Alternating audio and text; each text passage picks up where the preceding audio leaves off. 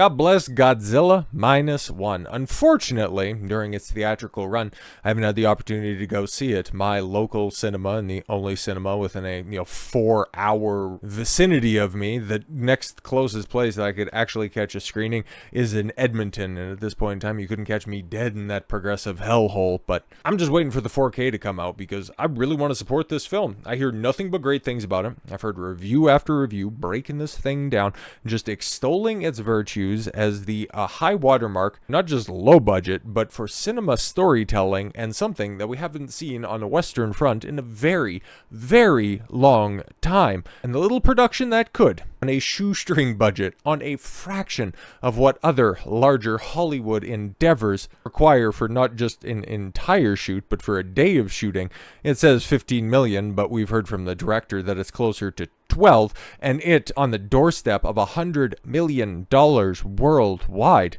We know that I think a sequel has either been teased or formally announced from Toho, and it would be completely and utterly ridiculous and not to bring back this entire team that created this film to do another one. Hopefully that they go in either direction, either they, fast forward a little bit, or they go back to either a previous incarnation of Godzilla, tell a different story there, or hell, I don't know, even just tell a story independent of Godzilla, because that's what everybody was praising about this, was the great character work independent of Godzilla. This just happened to be a really good film with a big old giant lizard over the top of it. It's absolutely crazy, and like I said, it's getting rewarded. We've seen this play out before, back during the early stages of its theatrical run. Toho, the Godzilla Minus One staff, were overwhelmingly appreciative of their audience turning out, spreading good word of mouth about the film, and they said, hey man, if you want to come out and check, we're getting more screens, so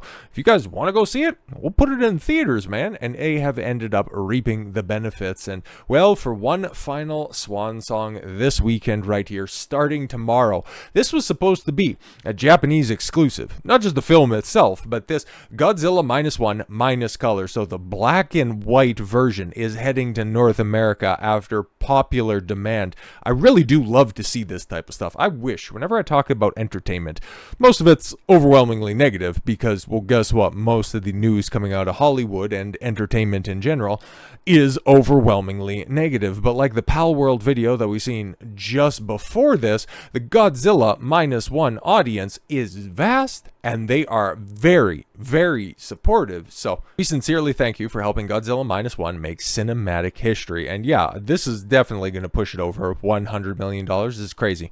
To celebrate the end of our theatrical release, we are bringing Godzilla Minus One minus color to North American theaters for 1 week only, starting January 26th. Get your tickets right there if you're so inclined. Because black and white, well, has a cool aesthetic. It's definitely a choice, and given the time frame that this film is set in the aftermath of World War II, makes a lot of sense. Makes a lot of sense. Geo, man, shout out to the person, getting rid of the text on this. That is a beautiful ass poster, man. Like I would definitely, like, I haven't even seen the movie yet.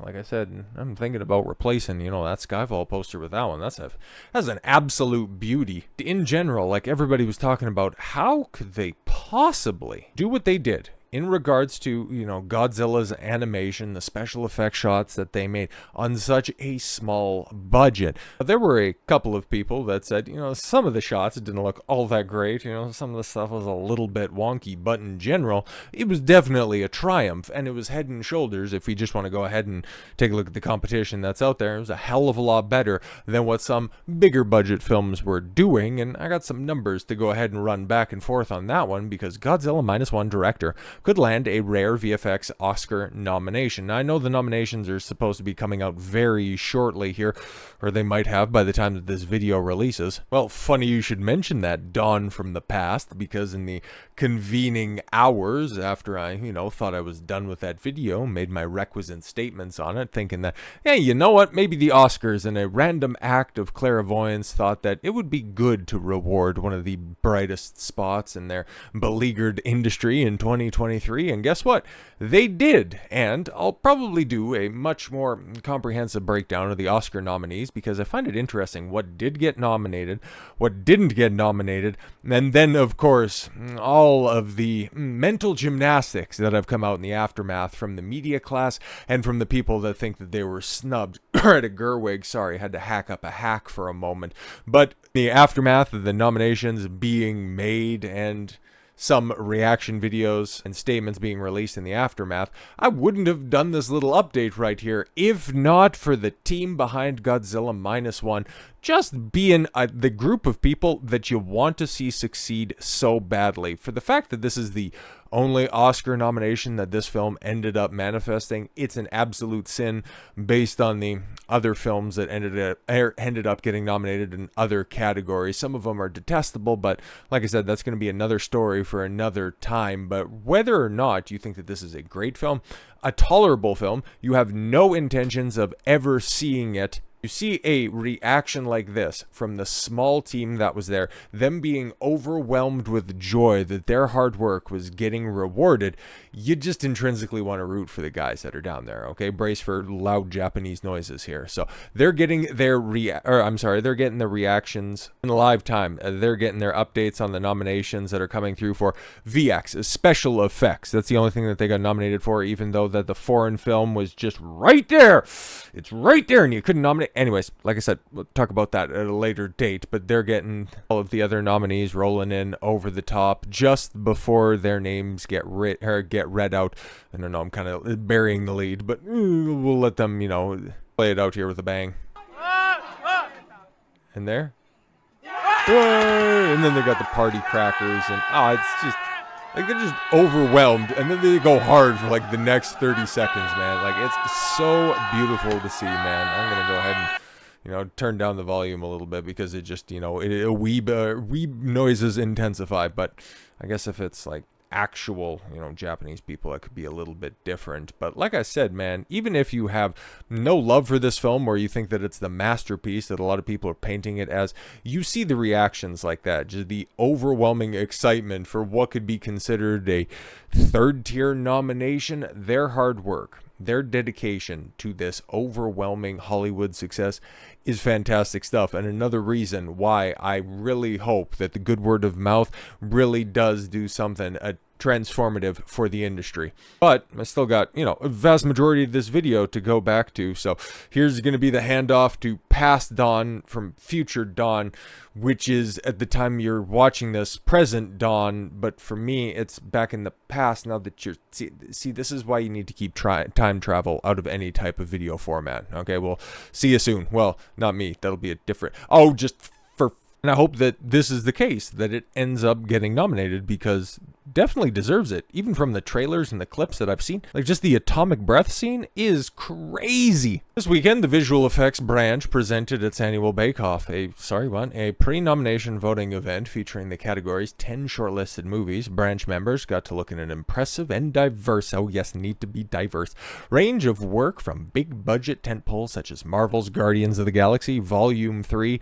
That was one thing. Like, I heard that there were big story problems and a bunch of tonal inconsistencies with that film, but didn't really hear much issue behind the VFX on that. Weren't really heard them praised or anything like that, but didn't hear that it was an actual detriment to a modern post-2019, post-Endgame Marvel production. So, okay. To the $15 million Godzilla Minus One from Japan's Toho, to a rare animated feature, a Spooderman across the Spooderverse, because it's got Miles Morales in it, so you need to nominate it because it is diverse. Speaking with the help of a translator, Godzilla Minus One team of potential nominees offered a charming look at their work, which involved innovation from character work to water to complete the VFX or the film's 610 visual effects shots. Now, I know what you're saying. That's a lot, but at the same time, like, there's a bunch of different touch-ups that you would notice, rather wouldn't notice in some of your favorite films from the 21st century that have VFX over the top of it, and to just compare and contrast that with another high-budget Marvel film that north of $200 million budget.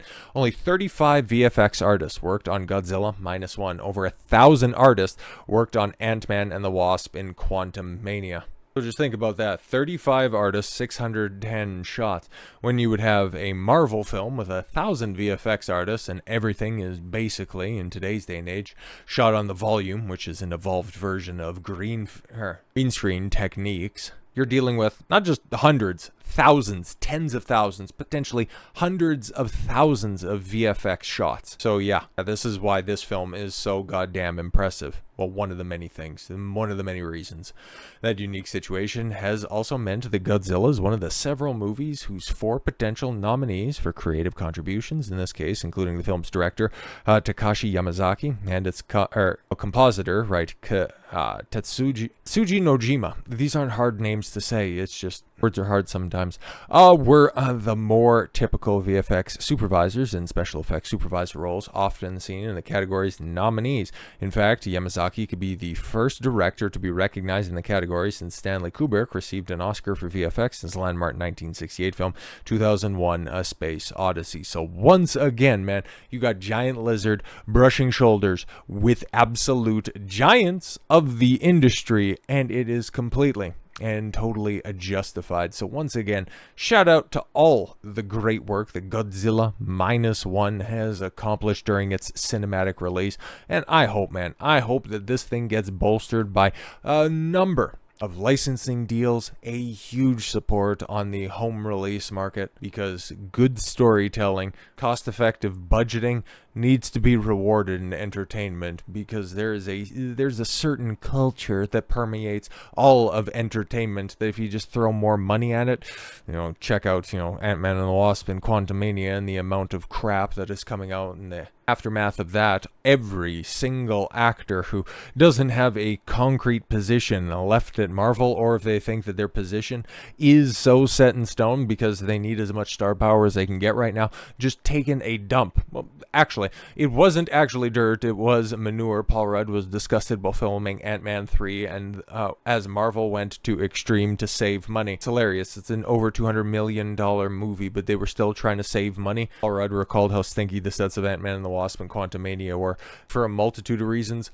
Marvel is failing at the speed of, well, Godzilla's atomic breath. Thank God we were finding ourselves in this timeline at hard work like this, like Godzilla Minus One. Might as well just, let's just go look at the better picture. This hard work might actually be just financially rewarded, but recognized by its peers. Not like that means much in today's day and age. But with all that said, thank you all very much for the gift of your time. I've been Don Consuelo. I want you to follow your gut and get after it. Take care, everyone.